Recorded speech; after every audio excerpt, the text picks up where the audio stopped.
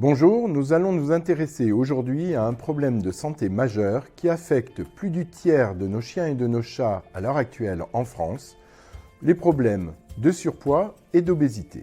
On considère qu'un animal est en surpoids à partir du moment où son poids actuel dépasse de 15 à 20% son poids idéal. On dit qu'il est obèse à partir du moment où ce dépassement est supérieur à 30 ou 40%. Bien sûr, la première solution la plus simple, c'est de peser régulièrement votre animal. Vous pouvez vous aider d'une balance, d'un pèse-personne et pratiquer la double pesée.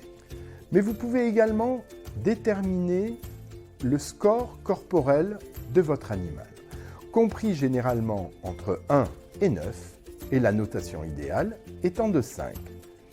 Pour cela, il suffit que vous passiez vos mains sur le côté du thorax de votre chien et de votre chat.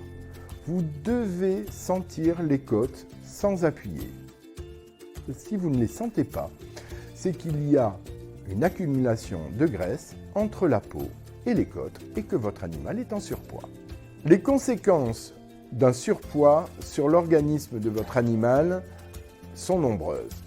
Outre une diminution de l'espérance de vie et une diminution du bien-être, votre animal peut être sujet à des affections cardiovasculaires, respiratoires, mais aussi à une pathologie de plus en plus fréquente, malheureusement en particulier chez nos chats, le diabète sucré et en particulier le diabète de type 2 ou diabète gras.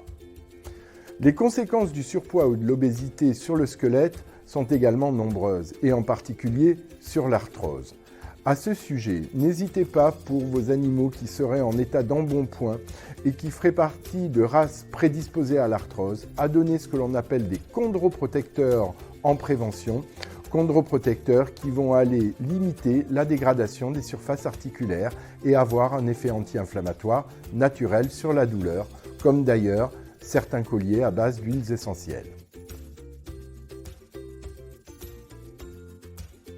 Évidemment, le premier facteur à considérer, c'est l'alimentation.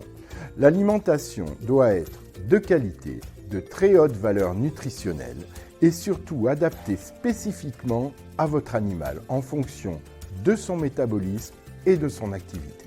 La nourriture, outre sa qualité, doit être donnée en quantité raisonnée. Je vous conseille de vous référer à l'étiquette présente sur le sac d'aliments de votre animal.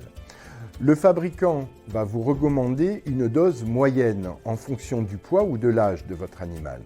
Mais ce que je vous conseille, c'est dès que vous allez changer de référence alimentaire, de prendre l'habitude de peser votre animal au moins une fois par mois afin d'ajuster et d'affiner précisément la dose quotidienne de croquettes qui sera spécifiquement celle de votre animal pour éviter une prise de poids.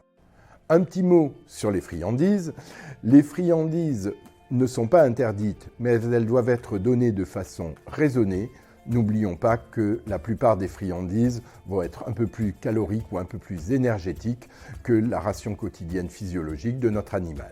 Pour les animaux qui ont tendance à manger leur ration trop rapidement, je vous conseille l'acquisition d'une gamelle anti-glouton et pour nos chats, d'un distributeur automatique de croquettes, très pratique, très facile et surtout très efficace. Outre l'alimentation, le deuxième axe qui va nous permettre d'éviter des problèmes de surpoids, c'est évidemment, comme chez nous, l'activité physique. Votre animal doit avoir une activité physique suffisante, que ce soit pour éviter l'embonpoint, mais également aussi pour son bien-être et son confort moral. Certains compléments alimentaires utilisés en phytothérapie vont avoir une action reconnue sur la gestion de l'obésité. La stérilisation de nos animaux provoque une modification de leur métabolisme et certains peuvent même avoir une prise de poids qui sera supérieure à 20%. Évidemment, on va éviter cette prise de poids. C'est pour ça que votre vétérinaire va souvent vous conseiller, une fois la stérilisation faite, de basculer vers des références de croquettes dites stérilisées, Nuthered, qui sont en fait moins énergétiques et qui vont donc éviter la prise de poids. Merci pour votre attention et à bientôt pour de nouveaux conseils vétérinaires.